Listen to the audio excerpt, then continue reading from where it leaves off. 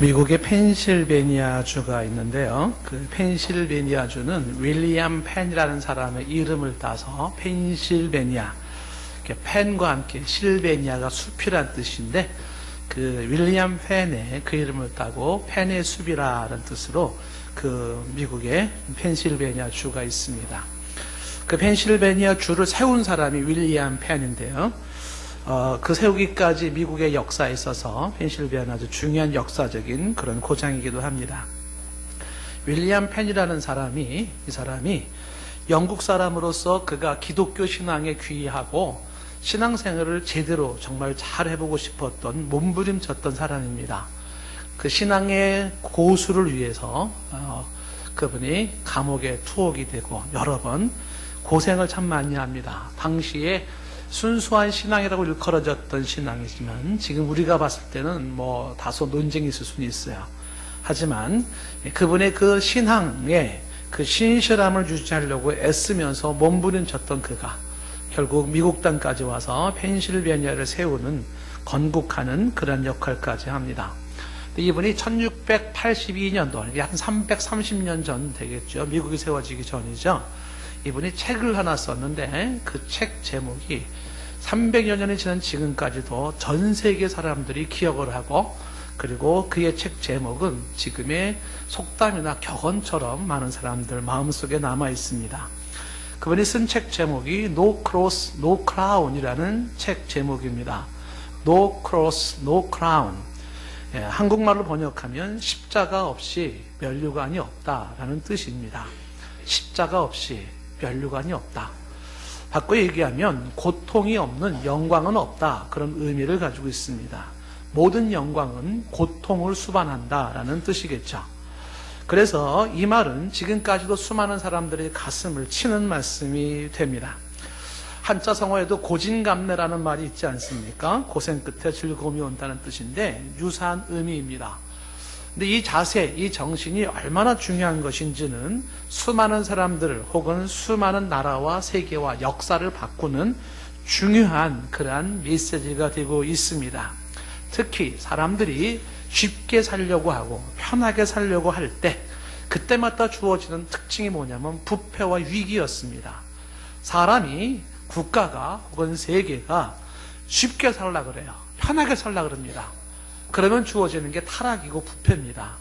그리고 더불어서 위기가 주어집니다. 그때마다 언급되는 것은 No Cross, No Crown입니다. 십자가 없이는 면류관이 없다라는 이야기로 다시 정신을 차리게 합니다. 흔한 예로 학생들이 공부를 잘하려고 그러면 어떻게 될까요? 그렇죠. 수고해야 되고 고생해야 됩니다. 수고하지 않고 고생하지 않고 공부를 잘하려는 학생이 있다 그러면 그 학생은 천상 컨닝해야 됩니다. 부정행위를 해야 돼요. 예외 없이 정상적으로 공부를 잘하려고 그러면 그렇죠. 십자가, 그 고통, 고난을 감수해야 됩니다. 만약에 상인이 장사를 잘하려고 그러면 어떻게 해야 될까요? 마찬가지입니다. 고생과 수고를 감수하려는 자세가 필요합니다. 만약에 고생하지 않고 수고하지 않고 장사를 잘 하려고 한다 그러면 그 사람은 편법을 써야 됩니다. 부정한 방법을 써야 됩니다. 그러면 타락해지는 거예요. 부패되는 것입니다. 종종 일반인들의 직장 생활은 9 to 6라고 합니다. 그런데 아주 유명한 CEO들의 특징은 반대로 6 to 9이라는 이야기를 합니다. 무슨 얘기냐면 보통 일반인들은 9 to 6, 아침 9시에 출근하면 저녁 6시에 퇴근을 한다는 것입니다. 그런데 CEO들은 반대로 6 to 9이에요. 아침 6시에 출근해서 밤 9시에 퇴근을 한답니다. 왜 그랬을까요? 그만큼의 고생, 수고를 하지 않고는 안 된다는 것입니다. 그렇게 하지 않으면 안 된다는 거죠. 제가 살고 있는 그 아파트에 들어가는 보면은 큰 돌비석이 하나 세워져 있는데 아마 그 이제 벽산 아파트 그 사장님의 좌우명인 것 같아요. 그거로 써놓은 것 같습니다. 뭐라고 써 있냐면 남들과 똑같이 해서는 남들보다 앞설 수가 없다. 그런 거예요. 남들과 똑같이 해가지고는 남들보다 앞설 수가 없다. 그러니까 남들보다 앞설라 그러면은 남들과 똑같이 해서는 안 된다는 것입니다. 수고해야 되고 더 고생해야 된다라는 것입니다. 이것은 학생이나 상인들 뿐만이 아니죠. 훌륭한 선수가 되려고 하면 어떻게 될까요? 마찬가지입니다. 고생을 감수할 수 있어야 됩니다. 수고를 감수할 수 있어야 되는 거죠. 소위 지옥훈련이라는 것도 이겨야 되고 극기훈련이라고 해서 인간의 한계를 도전하는데 그 일을 또 해야 되는 것입니다. 성공하려면 고생을 감수하는 법부터 배워야 하고요. 정상에 서려면 어떻게 될까요? 고생을 감수하는 법부터 배워야 돼요. 무언가 성취하려고 그러면 고생을 감수하는 법부터 배워야 한다는 것입니다. 우리의 삶이 그렇고 우리의 신앙생활이 그렇습니다. 성경적인 진리입니다. 오늘 우리가 보는 사도행전 14장 22절 말씀에 이런 말씀이 있습니다. 우리가 하나님께 들어가려면 많은 환난을 겪어야 하느니라 하는 말씀이 있습니다. 사도행전 14장 22절 끝부분에 나와 있죠. 하나님의 나라에 들어가려면 많은 환난을 겪어야 할 것이니라 라고 이야기를 합니다. 이 이야기는 사도 바울이 한 얘기인데 그냥 예사롭게 하는 이야기가 아닙니다. 당신이 가지고 있었던 아주 깊은, 아주 뼈를 깎는 그러한 이야기를 담고 있는 것입니다. 어떤 배경에서 이런 이야기가 나왔는지 오늘 본문 내용을 가지고 한번 주목해 보겠습니다. 19절 말씀에 보니까 이렇게 되어 있죠. 유대인들이 안디옥과 이고니온에서 와서 무리를 충동하니 그들이 돌로 바울을 쳐서 죽은 줄로 알고 시외를 끌어내치니라 라고 말하고 있습니다. 유대인들이 등장하는데 유대인들이 어디서 왔다 그랬습니까? 안디옥과 이고니온에서 왔다라고 말했습니다. 안디옥에서 온 유대인들은 어떤 사람이죠? 이고니온에서 온 유대인들은 어떤 사람이죠? 이분들은 우리가 앞에서 보았던 내용에서 다시 참고할 수가 있습니다. 복습 삼아 보자면, 자, 사도행전 13장 45절은 안디옥에서 온 유대인들이 누군지를 말해주고 있죠. 예, 유대인들이 그 무리를 보고 시기가 가득하여 바울이 말한 것을 반박하고 비방하거늘 바로 이게 안디옥 유대인들입니다. 그 안디옥 유대인들은 바로 시기가 가득했고 바울이 말한 것을 반박하고 비방했다라고 말합니다. 그리고 건너가 50절 말씀에 보면 이 유대인들이 또 뭐라고 되어 있냐면 경건한 귀부인들과 그 신의 유력자들을 선동하여 바울과 바나바를 박해하게 하여 그 지역에서 쫓아냈던 유대인들이에요. 근데 이 사람들이 지금 바울이 있는 곳까지 온 겁니다. 지금 루스드라까지 온 거예요. 이들만 온 게 아니라 이 안디옥 유대인 말고 또 이고니온 유대인들이 왔는데 그 이고니온 유대인들에 대한 것은 14장 2절에 나와 있죠. 14장 2절에 보면 그러나 순종하지 아니하는 유대인들이, 이건 이고니온 유대인들이에요. 이방인들의 마음을 선동하고 형제들에게 악감을 품게 했던 사람입니다. 악감을 품게 했던 사람이에요. 그리고 5절 말씀으로 가면 이방인과 유대인과 그 관리들이 두 사도, 즉 바울과 바나바를 모욕했고 돌로 치려고 했던 사람입니다. 이런 사람들, 안디옥의 유대인과 이고니온의 유대인들이 바로 루스드라에 있는 바울까지 원정 온 겁니다. 다시 19절 말씀으로 가면 이렇게 원정 온 유대인들이 뭐 하고 있습니까? 무리를 충동합니다. 그들이 돌로 그리고 바울을 쳤습니다. 바울이 죽은 줄 알았습니다. 그래서 이 바울을 시외로 끌어다가 내팽겨쳐 버린 것입니다. 돌로 쳐서 이 바울은 그 돌에 맞고 죽은 거예요. 사람들은 죽었다고 생각했고 버린 겁니다. 바울이 지금까지 했던 일들이 뭡니까? 걷지 못했던 사람을 걷게 한 것이었죠. 우상 숭배하는 자들로 하여금 창조주 하나님을 소개했고 살아계신 하나님을 소개했습니다. 좋은 일을 했습니다. 근데 바울은 어떻게 됐습니까? 돌에 맞아 죽습니다. 처참하지 않습니까? 돌멩이에 맞으면서 아마 이 바울은 그런 생각을 했을 것 같습니다.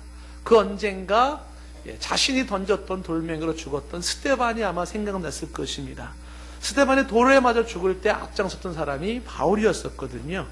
아마 바울은 자신이 돌에 맞으면서 스데반이 이렇게 했구나 라는 것을 생각하고 그리고 자신의 그 죄값을 받는 거다 아마 이렇게 생각했을지도 모릅니다. 혹은 수도 없는 날아오는 돌멩이를 맞으면서 바울은 나 같은 죄인을 구원하시기 위하여 채찍에 맞으시고 피를 쏟으시면서 십자가를 지고 골고다로 올라갔던 예수님을 생각했을 수도 있습니다. 예수님의 그 십자가가 없었다면, 예수님의 그 피가 없었다면 죄인이 구속될 수도 없었고 그 예수님은 부활의 영광도 아마 없었을 것을 생각했을 것입니다.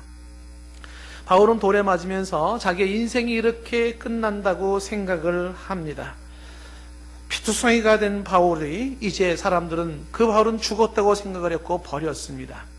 훗날에 이 바울은 자기의 인생이 얼마나 험난한 인생이었는지를 회상하는 글이 나옵니다. 그 회상하는 글 속에 바로 이때 이 장면, 돌에 맞았던 장면을 언급하는 게 있죠.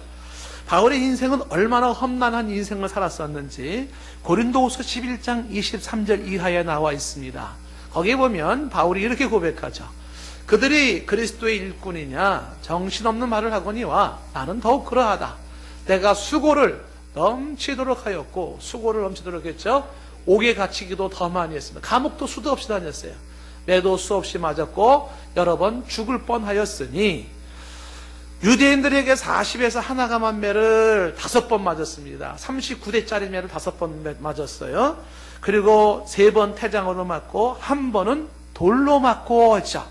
한 번 돌로 맞고 죽었다가 살아난 경우가 바로 우리가 지금 보고 있는 14장의 이 장면입니다.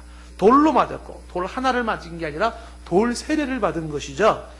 3번 파산하고 일주일을 깊은 바다에 지냈으며, 그리고 여러 번 여행해서 강의 위험, 강도의 위험, 동족의 위험, 이방인의 위험, 시내의 위험, 광야의 위험, 바다의 위험, 거짓 형제 중의 위험을 당하고, 또 수고하며 애쓰고 여러 번 잠도 자지 못하고 줄이며 목마르고 여러 번 굶고 춥고 헐벗었노라. 인생이 그랬어요. 수고의 연속이었어요. 자지 못했어요. 줄였어요. 목말랐어요. 너무 굶었어요. 너무 추웠어요. 헐벗었습니다. 그런 험난한 인생을 살았음을 얘기하면서 이것만이 아니라 이 외의 일은 고사하고 아직도 날마다 내 속에 눌리는 일이 하나가 있죠. 그게 뭐예요? 모든 교회를 위하여 염려하는 것이다. 교회를 생각할 때마다 염려가 있었었죠. 교회가 저러면 안 되는데, 성도가 저러면 안 되는데, 그런 것이 바울의 모습이었습니다. 상상이 되십니까? 이 바울이 인생을 보면 그 인생은 아주 얼룩진 상처투성이의 인생인 걸 볼 수가 있습니다. 바울은 이것을 부끄러워하거나 이것을 실패 인생으로 말하고 있지는 않습니다. 갈라디아서 6장 17절에 그는 이것을 이렇게 설명하죠. 이후로는 누구든지 나를 괴롭게 하지 말라. 내가 내 몸에 예수의 흔적을 지니고 있노라 라고 말합니다. 그동안 내가 가지고 있었던 내 삶의 모든 것들은 마치 골고다를 향했던 예수님의 십자가의 발자국과 같아요. 피가 뚝뚝 떨어지고 채찍을 맞으면서 무거운 십자가를 지고 골고다를 향했던 그 모습과 같습니다. 하나님 나라를 위하여서 그렇게 수고하고 옥에 갇히고 매를 맞고 돌에 맞고 파선하고 바다에 둥둥 떠 있고 수도 없는 위험과 수고와 애씀이 그의 삶 속에, 그의 인생 속에 수많은 상처투성이가 예수의 흔적이라는 거예요. 예수의 흔적. 사도 바울은 사람 앞에서 보여줄 것이 있죠. 그는 인생 속에서 예수의 흔적이 있는 거죠. 주를 향한 그 흔적을 그는 이야기하고 있는 것입니다. 자, 이 모습, 예수 그리스도를 위하여, 복음을 위하여 자신의 삶을 그렇게 십자가의 흔적들을 남겼던 그의 모습, 그것이 바로 오늘 돌에 맞는 장면에서 나타납니다. 자, 오늘 본문의 20절 말씀으로 돌아보면 이렇게 돌에 맞아 죽었던 그 바울, 자, 20절에 보니까 제자들이 어떻게 했어요? 둘러섰습니다. 이렇게 바울을 둘러선 이 사람들은 뭐냐 하면 별 생각이 다 들었을 거예요. 어떻게 이 바울이 이렇게 죽을 수가 있나? 참 허무하다. 어떻게 이런 식으로 인생을 끝낼 수가 있을까? 이런 생각도 했을지 모릅니다. 혹은 아까운 사람이 먼저 갔네 이렇게 생각했을지도 모릅니다.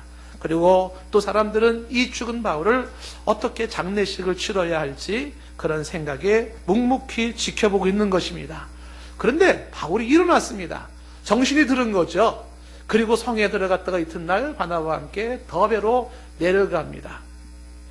사도 바울이 정신을 차렸지만 그가 일어나서 그가 성에 들어갔다가 다음 날에 더베로 가지만 여러분 알다시피 바울의 상태는 정상이 아닙니다.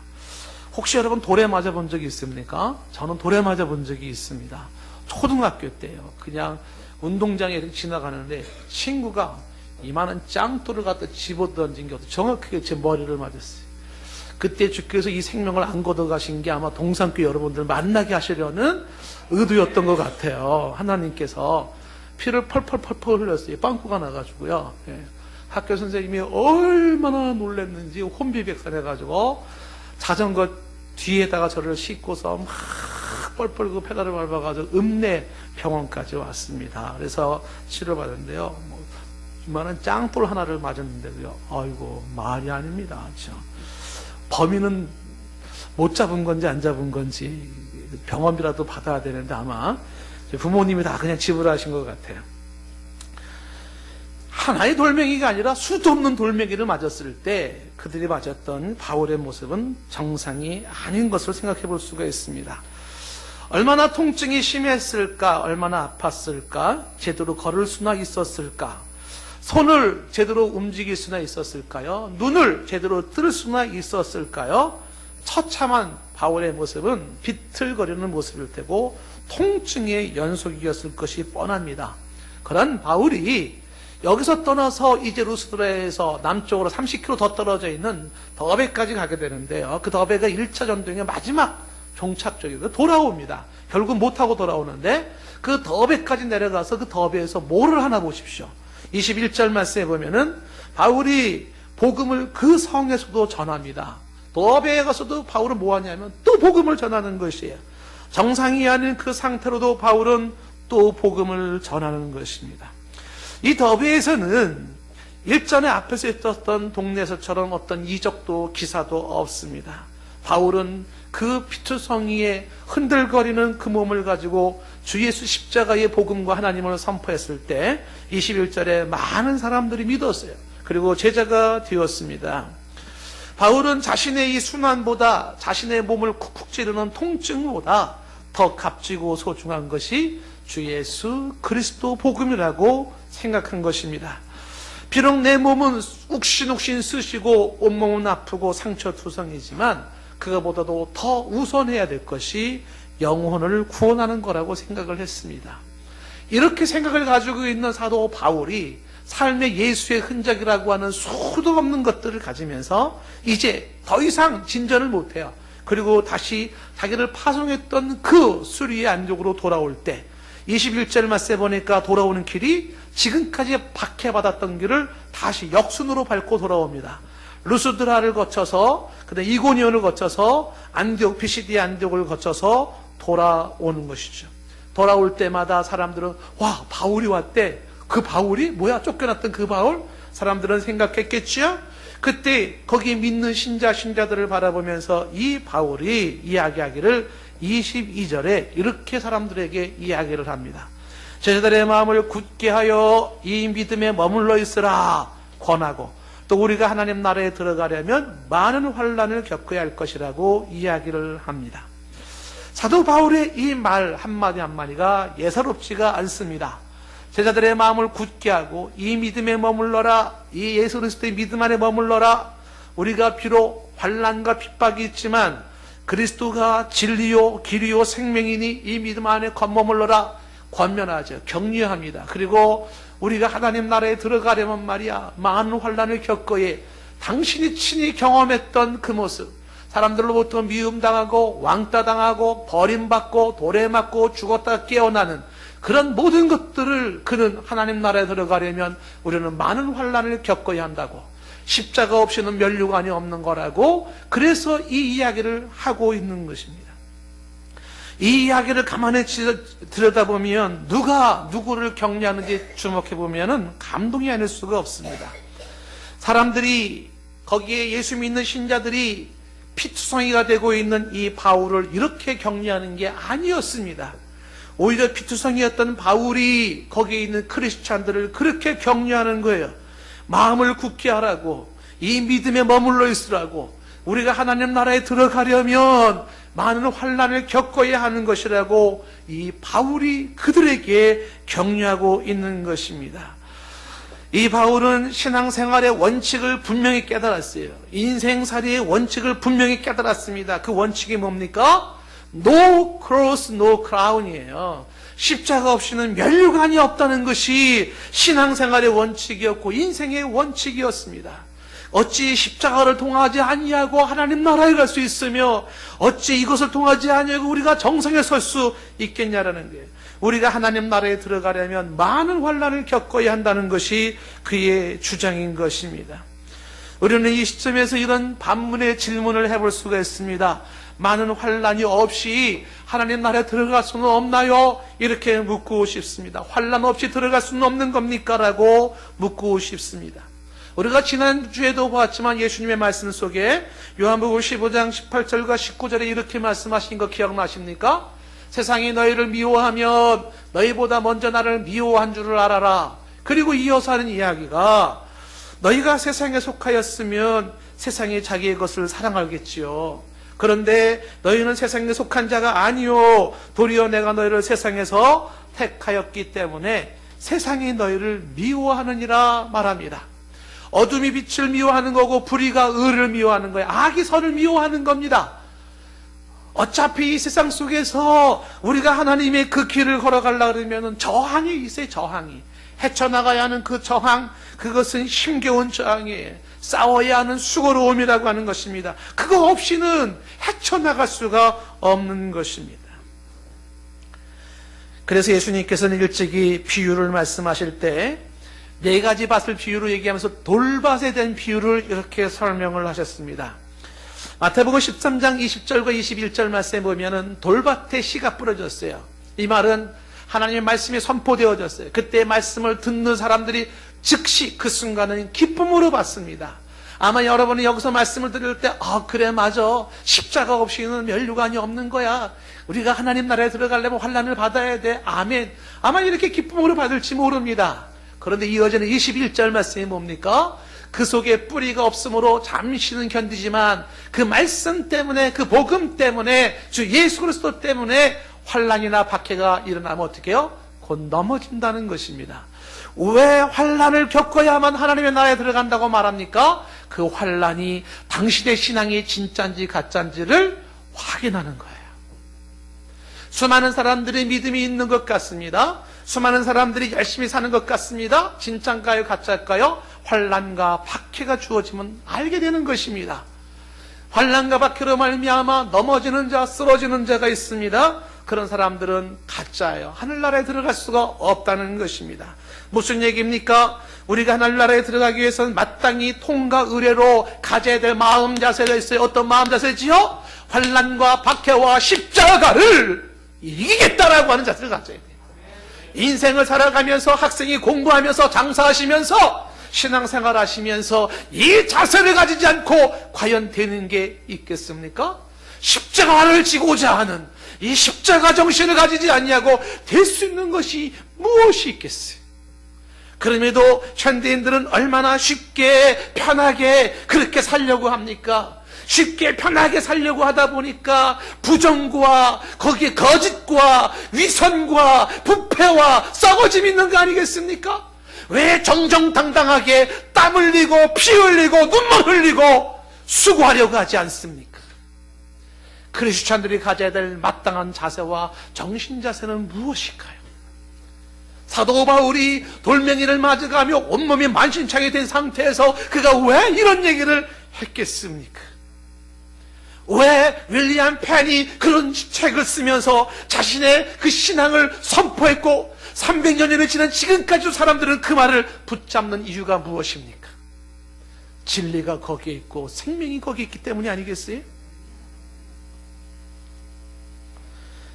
어떠한 자매가 자기는 너무 인생이 힘들다고 생각했던 한 자매가 있었습니다. 왜 나는 이렇게 힘든 인생을 살아야 하나 그렇게 생각했던 그 자매가 어느 날 꿈을 꿨는데 자기 등 뒤에 너무나 큰 십자가가 지어져 있더라 합니다. 그 무거운 십자가를 질질 끌고 가는 자신이 초라하기도 했고 너무너무 힘이 들어서 비틀비틀거리며 그 십자가를 질질 끌고 가고 있는데 앞에 예수님이 딱 나타났더래요. 그래서 자매가 말했답니다. 예수님, 나는 너무 십자가 커요. 십자가 너무 무거워요. 예수님은 목수니까 이 십자가 좀 잘라주세요. 잘라줬대요. 이것도 너무 큰 것 같아. 더 잘라주세요. 그래가지고 잘라가지고 조그만 십자가를 하나 손에 이렇게 들었답니다. 등을 지고 있던 십자가를 내려놓고 조그만 십자가 하나 손에 들었는데 얼마나 가벼웠겠어요. 랄랄롤로 춤을 추면서 가고 있었겠지요. 옆에를 보니까 수많은 사람들은 자기의 큰 십자가를 가지고 터벅터벅 한 걸음 한 걸음 무겁게 지나가는데, 바보 같은 거예요. 저런 미련한 곰탱이들 뭐 이렇게 십자가를 지고 살아. 십자가 없는 삶을 이렇게 편하게 살면 얼마나 좋아. 그렇게 생각하고 있었던 이 자매가 저 앞에 약속의 낙원이 아름다운 낙원이 있는데, 그 낙원 앞에 큰 계곡이 있고 그 앞에는 요단강물이 흘러가고 있더래요. 그런데 사람마다 보니까는 여기서 저 낙원까지 건너가는 다리가 없는데, 자기가 가지고 온 십자가를 다 다리로 연결해 놓고 그거를 밟고 가더라는 겁니다. 이 자매는 낙원을 눈앞에 두고 들어가지 못한 상태에서 깜짝 놀라서 깼답니다. 깬 이 자매에게 주님의 생생한 음성이 들려지기 시작했대요. 마태복음 16장 24절에 25절 말씀이 들렸답니다. 이에 예수께서 제자들에게 이르시되 누구든지 나를 따라오려거든 자기를 부인하고 자기 십자가를 지고 나를 따를 것이니라. 누구든지 진정한 주님을 따르는 자가 되기를 원하는가? 제자 되기를 원하는가? 너 자신을 부인해라. 그리고 각각의 사람마다 주어지는 십자가가 있는데 그 십자가를 지고 따라오라 라고 했다는 것입니다. 이어지는 25절에 누구든지 제 목숨을 구원하고자 하면 잃을 것이고 누구든지 나를 위하여 제 목숨을 잃으면 찾으리라는 말씀이 있지요. 예수님께서 자기 십자가를 지고 나를 따르라는 그 얘기, 자매가 아멘 아멘 소리를 쳤답니다. 그런 책에서 읽은 이야기이기도 하지만 의미 있는 이야기입니다. 사람들은 십자가를 지는 것을 원치 않습니다. 편하게 살고 싶습니다. 쉽게 살고 싶습니다. 그러다 보니까 진정으로 십자가를 통하지 않고는 얻을 수 있는 저 영광, 저 낙원, 저 좋은 것을 얻지 못하는 것입니다. 그래서 예수님께서는 일찍이 마태복음 7장 13절부터 14절에 이렇게 말씀을 하셨죠. 좁은 문으로 들어가라. 멸망으로 인도하는 문은 크고 그 길이 넓어 그리로 들어가는 자가 많고, 그리고 생명으로 인도하는 문은 좁고 그 길이 협착하여 찾는 이가 적다고 이야기합니다. 예수님의 이 말씀이 귀담아 들려집니까? 좁은 문으로 들어가라. 멸망으로 인도하는 문은 크다. 그 길은 넓다. 그래서 들어가는 자가 많다는 거예요. 절대 다수의 사람들은 넓은 길을, 편안한 길을 선택하여 갑니다. 그 길은 멸망으로 인도하는 길이라고 이야기합니다. 너무나도 소수의 사람만이 좁은 문, 좁은 길을 선택합니다. 그 길이 생명의 길이라고 선택하면서 하나님의 택한 자라면, 하나님의 사랑을 입은 자라면 주님의 이 음성에 귀가 열려서 아하! 그렇구나. 내가 선택해야 할 길이 무엇인가? 편하고 쉬운 길을 선택하면서 마땅히 해야 할 걸 하지 않는 것, 그것이 옳은 것인가? 아니면 주께서 하신 이 말씀대로 비록 가는 길이 좁고 협착할지라도 이것이 마땅히 가야 할 길이니 이 길을 선택해야 될 것인가? 하나님이 택한 사람이라면 이 분명한 말씀 앞에서 다짐을 할 겁니다. 나는 인생을 어떻게 살까? 나는 신앙생활을 어떻게 할까? 편하게, 쉽게, 넓은 길로? 아니면 좁은 길, 협착한 길일지라도 바른 길, 생명의 길을 선택할까? 사람이 편하게 살고 쉽게 살려고 하는 것 자체를 나쁘다고 할 수는 없을지 모릅니다. 그런데 십중팔구 편한 길, 쉬운 길은 부패한 길이에요. 거긴 요행이나 바라야 되고 편법이나 써야 되고 부정이 통용되는 것입니다. 그런데 삶의 자세가, 정신 상태가 차원이 달라요. 나는 그렇게 살지 않겠다. 십자가를 지겠다. 처음부터 이런 마음을 가지고 좁은 길, 협착한 길일지라도 내가 이것을 선택함으로 말미암아 나는 마침내 저 영광의 목표를 나는 달성하고야 말겠다는 자세를 가진 자. 이것이 필요한 것이죠. No cross, no crown. 이것이 우리가 가져야 될, 우리 속에 살아있어야 될 정신이라고 하는 것입니다. 사도 바울은 그래서 하나님 나라에 들어가려면 많은 환난을 겪어야 하는 것이라고 힘있게 강조하고 있는 것이죠. 23절 말씀 보면 이제 이 바울은 이미 교회에 세워진 곳에 장로를 택합니다.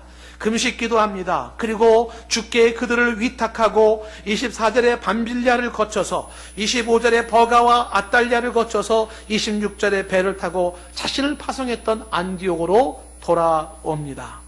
그리고 27절 말씀에 이제 안디옥에 돌아와 그곳에 교회 성도들을 모아놓고 이야기하죠. 하나님이 함께 행하신 모든 일들, 그리고 이방인에게 믿음의 문이 여신 것을 보고를 합니다. 하나님이 함께 하시며 행하신 일들이 뭐겠어요? 복음의 역사지요. 반대자 핍박자가 만만치 않더라, 이걸 말하는 것이었겠죠. 야, 하나님이 진리의 생명으로 안진뱅이가 일어나고 역사가 일어나는 것도 있지만 말이야, 기가 막히더라. 사탄의 역사가 얼마나 심한지. 주 하나님 앞에 부름받아 하나님의 뜻을 이루며 나가려고 하는 자들이 얼마나 많은 고난을 겪어야 하는지, 그 고난 이후에 주어지는 하나님의 영광이 있음을 하나님이 하시는 일로 설명을 하지 않았겠습니까? 사람들 앞에 이 시간에 만약에 사도 바울이 설교한다면 똑같은 설교하지 않겠어요? 동성교회 성도 여러분들 기억하십시오. 우리가 의의 길, 진리의 길, 생명의 길을 걸어가고 하나님 앞에 믿음을 가지고 나아간다면 말입니다, 기억하십시오. 반드시 반대자들, 왕따시키는 자들, 모욕하는 자들, 욕하는 자들, 심지어 돌멩이 던지는 자들까지 있는데 그거를 이겨야 하는 것이랍니다. 그렇게 말하지 않겠어요? 28절에 제자들과 함께 바울은 그곳에 오랫동안 있었다고 말합니다. 그것은 바울이 오랫동안 사역을 할 수 없을 만큼 그는 그렇게 망가져 있고 지쳐 있었던 것을 의미하는 것입니다. 저는 오늘의 설교 말씀을 맺으면서 저와 여러분에게 십자가의 길을 소개를 하고 있습니다. 2016년을 맞이한 새해를 맞은 여러분들에게 어쩌면 좋은 얘기 해주고 그냥 복받는 얘기 해주고 기분 좋은 이야기 해주면 좋을지 몰라요. 그런데 저는 어둡고 쓸쓸해 보이는 십자가의 길을 여러분에게 소개를 합니다. 그것은 지극한 우리의 현실이기 때문에 그런 것이에요. 우리의 현실이기 때문에 그래요. 이 시간 새해를 맞이한 저와 여러분들 한번 생각을 해보십시오. 단지 고난이 없는 쉬운 길, 단지 편안한 길을 원하시겠습니까? 그 길이 멸망으로 인도하는 길임에도 불구하고 편한 게 좋습니까? 쉬운 게 좋습니까? 수고하고 싶지 않고 애쓰고 싶지 않고 희생하고 싶지 않은 그 모습으로 살기를 원하십니까? 그렇게 쉽게 편하게 사는 게 나를 위하는 겁니까? 그렇게 살아가는 게 똑똑한 사람의 길입니까? 지혜로운 사람의 길이라고 생각하십니까? 생각해 보십시오. 어떻게 십자가 없이 누군가를 사랑할 수 있겠어요? 어떻게 이 십자가의 길을 겪지 아니하고 의의 길을 걸어갈 수 있겠어요? 어떻게 이 십자가의 길을 거부하고 완성과 성공과 정상을 이룰 수 있겠어요? 어떻게 십자가의 길을 거부하고 주님의 제자가 될 수 있겠어요? 이 길을 거부하고 어떻게 주님의 신실한 사람이 될 수 있겠어요? 이 길을 거부하고 어떻게 하나님의 나라와 낙원과 영광에 이룰 수가 있을까요? 생각해 보시오. 우리 앞에 두 갈래의 길이 있습니다. 어느 길을 가시겠습니까? 저는 동성교회 성도 여러분들이 단지 쉬운 길, 편한 길을 선택하는 사람이 아니라 의의 길, 생명의 길을 위하여 기꺼이 좁은 문, 좁은 길을 선택하고 협착한 길을 선택하고 십자가의 길을 선택하는 사람이기를 원하는 것이. 왜냐하면 그 길이 생명의 길이기에 거기에 영생과 영광이 있기에 그것이 천국으로 가는 길이기에 그게 정상을 향하여 가는 길이기 때문인 것이.